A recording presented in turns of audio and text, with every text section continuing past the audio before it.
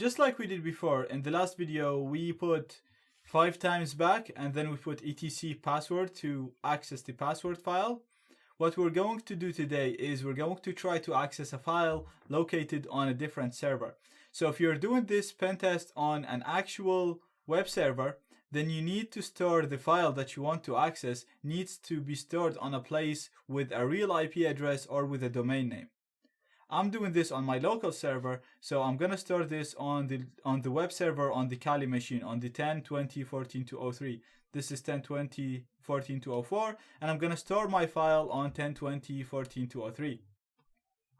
So that file, as I said, can be anything. It could be a web shell, it could be a payload. Well, what I'm going to do is I'm gonna create a very simple PHP file. So this is just the PHP start and end of the file. And what I'm going to put in the file, I'm going to use a function called passthrough. And in that function, basically what this function does, it executes operating system commands. So it executes Windows, Linux, or depending on the web server, it's going to execute commands related to that.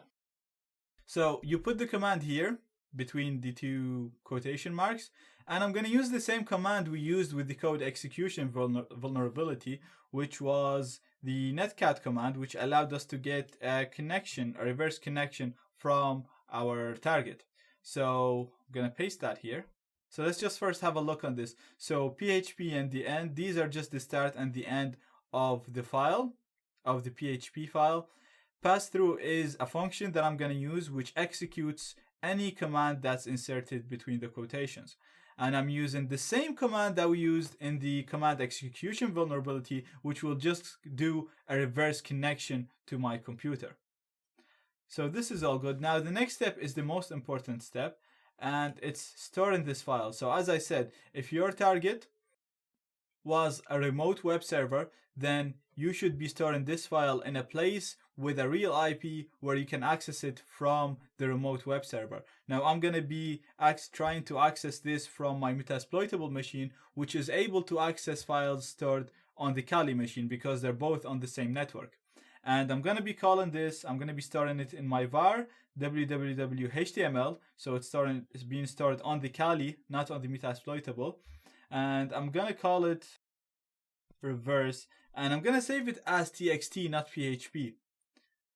And I'm doing this, if I store it as a PHP, it's going to be executed on the Kali machine. So it's going to create a reverse connection from the Kali machine. And I don't want that. I don't want to hack the Kali machine. I actually already have access to the Kali machine.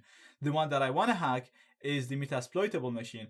And that one is stored remotely. So in order to be able to include a PHP code and execute it on the remote machine, we're going to use it as txt and get it executed on the Metasploitable machine instead of executing it on my Kali.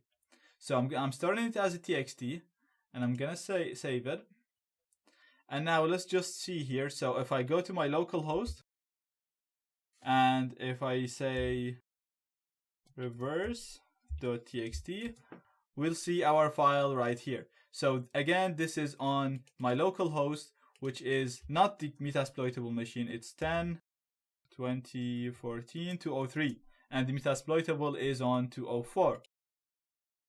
So how are we going to run this? First, let me just listen for connections like we did before. So it's just going to be netcat vvlp 8080. And then right here, instead of including a file on the same server, I'm going to include a remote file, and the command is going to be http. So it's just going to be the link to this file. So we can access the file here as txt. I'm going to copy it and paste it here. And also in some cases, you might need to add a question mark to the end to get this file to be executed as PHP. So I'm just going to go over this again for one more time. Including a remote file, which is on a remote server. Make sure the remote server is accessible by your target. And also make sure you store it as txt, because if you keep it as PHP, this file, the reverse file, will be executed on the remote server. So it will be executed on the 203 instead of being executed on the 204. and I'm keeping it as txt. This way it's going to be executed on the 204, and it's going to give me a remote connection to this computer, to the metasploitable computer. So if I come back here, as you can see, we have a remote connection. If we do a uname A, you'll see that this is the metasploitable machine, not the Kali machine. So we basically have full access to the metasploitable machine through a remote file inclusion vulnerability. Now, if we do an ls, we can do a pwd to see where we are, and we can literally run any Linux command we want now on the machine and do anything we want. Basically, we have full access to that machine.